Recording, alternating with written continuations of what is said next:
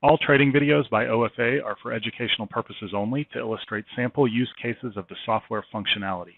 OFA is not a trading system or strategy being marketed on a performance track record of live or hypothetical results. Trading involves substantial risk. Please do not purchase or subscribe to OFA services without carefully reading the complete required disclaimers and terms and conditions located on the OFA website.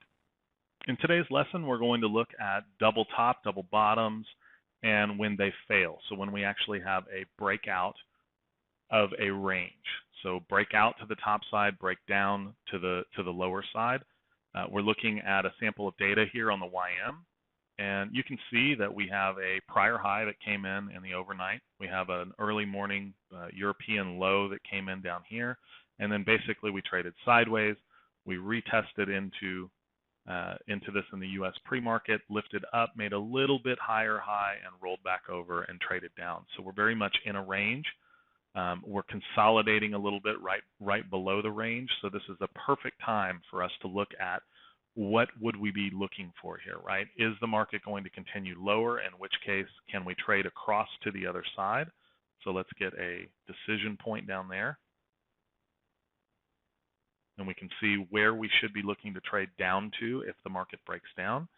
We also want to just get a sense for what happened at this prior high, so I'm going to put a decision point there as well. So from the high, we'll go across here, and you can see we traded into the point of control exactly here at 6 a.m., and then we lifted up through it after that and made a higher high. So I also want to look and see what this high looks like here.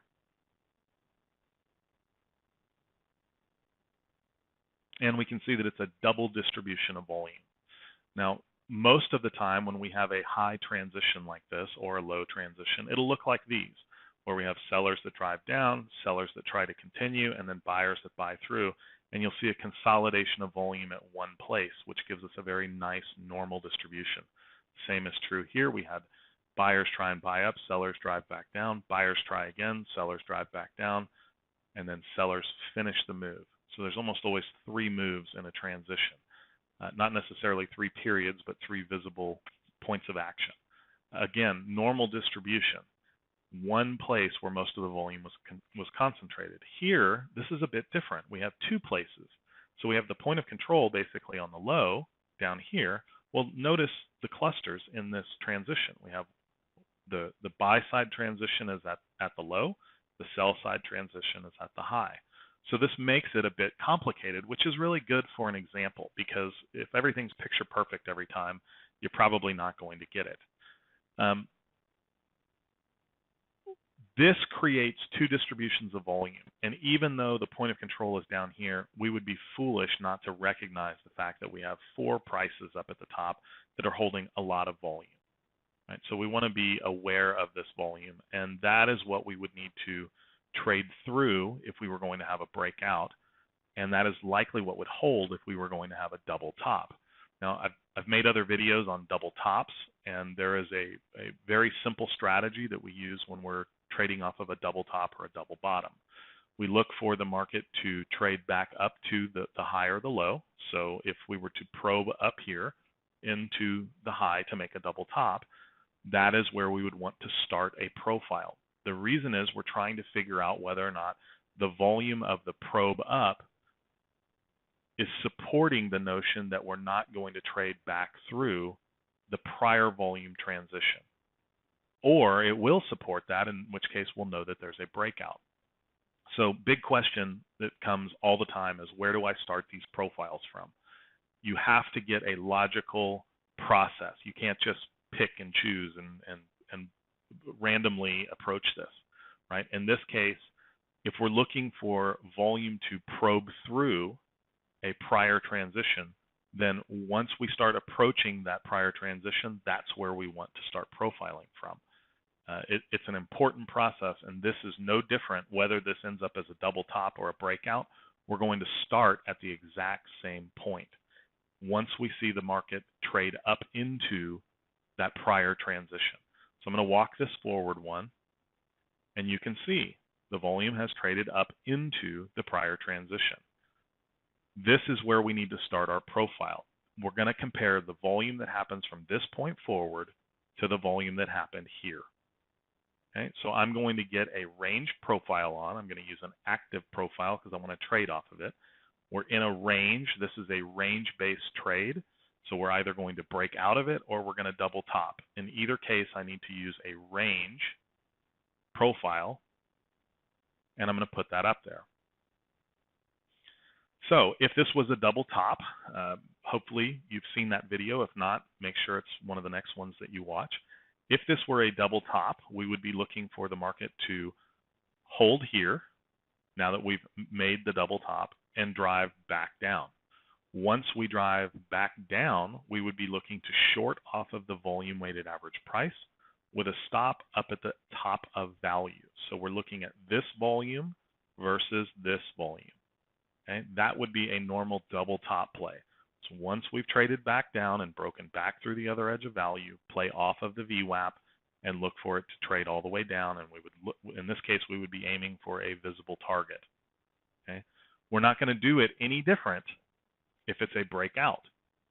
We're still going to use the exact same settings. We're going to trade off the volume weighted average price. We're going to use the edge of value for our stop. However, it's going to be from the buy side. So we're looking for the market to trade up, break out, come back, touch the volume weighted average price, and we'll use the opposite side of value as our trailing stop. So we want to get ready for that. First thing we need to do is set up our algo to trade off of it. So I want to trade off of the VWAP. I'm just going to set this exactly at the VWAP. You can modify that to whatever market you're trading. If you need to be a tick in front of it or a couple of ticks in front of it, or maybe even let it go through it. Every market's a little bit different depending on the amount of volume that trades in it. We're going to set our execution to a value execution. In other words, we want to use the bottom of value for a long. We want to use the top of value for a short. So value. This way we can use the same algo regardless of whether it's a double top or a breakout.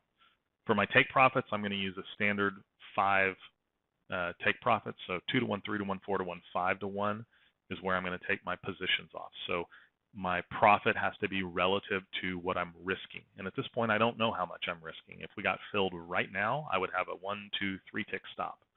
But right now isn't the time to put on a trade. And for my management, I'm going to use the value area first. And then once the trade starts developing, if it is a swing, I want to move into a volume weighted average price based trailing stop. So again, I'm not setting a stop in terms of 5 ticks, 8 ticks, 10 ticks. That doesn't make any sense. I'm letting the market dictate where my stop should be, and I'll adjust my entry if I can't afford to make the trade. So let's walk this forward a little bit. I think the most important piece of this is learning to distinguish when you have a breakout versus when you have a false breakout. So we've talked a lot about the idea that of this being the same trade as a double top. In this case, we know the outcome, which won't be the case in a real live trade. So you need to learn how to begin distinguishing these things. All right. So the very first one is if it's a double top, you're going to know it because the market's going to roll over and move the other direction. But what we don't know at this point in time is whether or not it's going to be a breakout or a false breakout. So let's learn a little bit about what a false breakout would be, why it might happen, and how we can avoid getting stuck in them. Bear with me. I want you to think about the traders that are in the position here. We have buyers that tried to buy out of a prior high. We have sellers that tried to short a prior high. When we move down, it's very likely that the buyer up here was taken out of the market down here. We can see volume down here where the new buyer took advantage of the fact that someone who was long had to sell to close. That allowed buyers to accumulate positions down here at a better price than up here. Why did they have to do that? Well, if you buy something and you get stopped out, you have to sell out of it, right? So there was a lot of selling, which allowed buyers to purchase the other side of that transaction at a better price. Now we are trading back up to the top. We have sellers that are likely still in positions here. Plus, we have new sellers that say, boy, I'd like to short the high. It's going to hold this time. It's going to be a double top. I'm going to sell here. Well, If we break out of this and trade up, the same thing that happened here is likely to happen here. There will be sellers in positions who are upside down and they must buy to close. That provides inventory at a higher price if someone wants to come in and pick up sell orders on the limit side. You'll have sellers buying to close. You'll have new sellers taking advantage of that inventory to fill positions short at a higher price. And if they then put on enough to drive the market lower, you have what is a classic stop run scenario, where instead of breaking out, all we do is run the stops of the sellers, and then they carry the market back down. Now, I'm sure you've seen that happen before. What we need to learn is how to identify it. How do we identify that happening so that we know whether we can buy a breakout or if we need to let it go? Well, just like the prior example, we're going to use the volume of the probe through the first transition and compare that with the volume of the first transition. Once we see that come together, if it is a false break, if it is a stop run, we're going to see the bulk of trade for the probe all up here. We're going to see the highest concentration of volume up here, and there will not be any volume here where the prior transition was. That indicates that there is more selling up here than any trade anywhere else, and we need to watch out for a false breakout. Okay?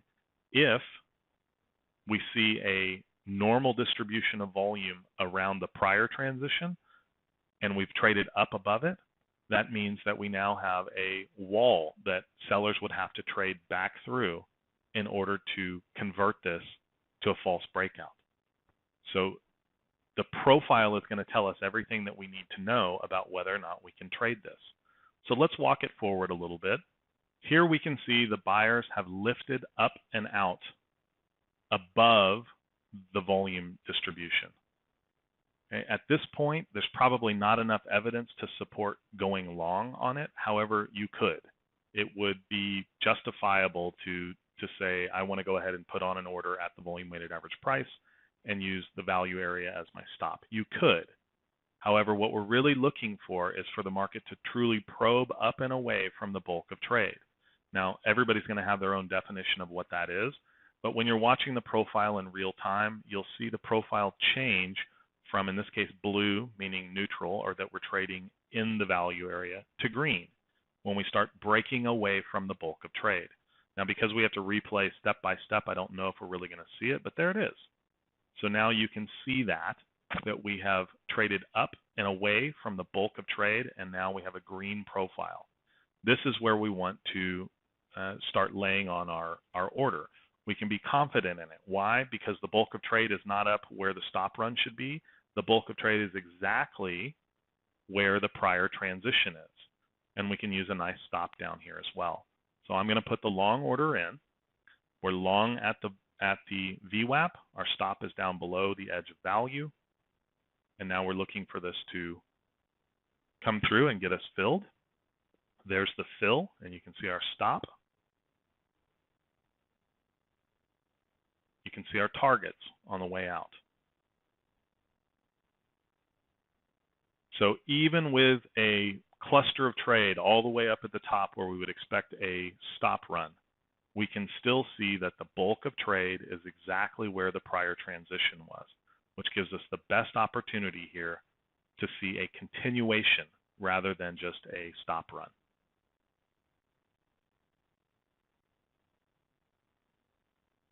As we hit the 2-to-1 and 3-to-1 targets, we're going to move our stop up to the volume weighted average price.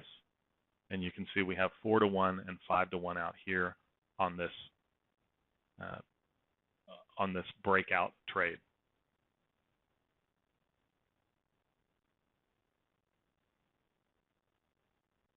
There's our 4-to-1 and there's our 5-to-1 targets.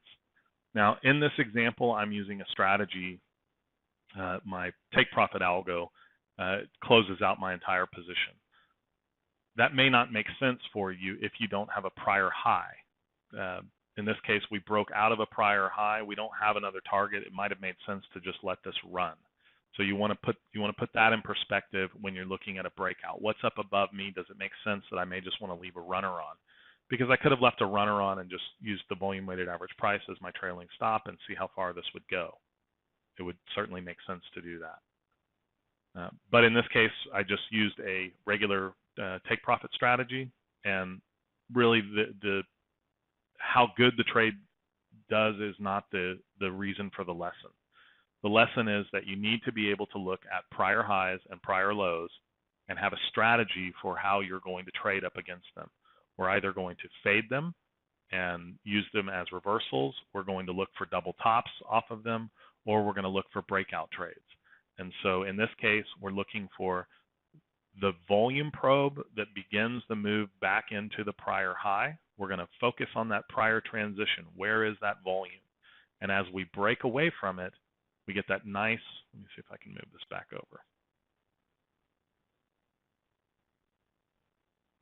We get that nice profile where it's green. We've lifted up above it by several prices, and that tells us that a move back into the VWAP should be a clean move for a breakout continuation higher. If you'd like to get a trial of OFA on MotiveWave, make sure you hit the link on the site below the video. We'll get you set up with a 14-day free trial, and you can try this out yourself.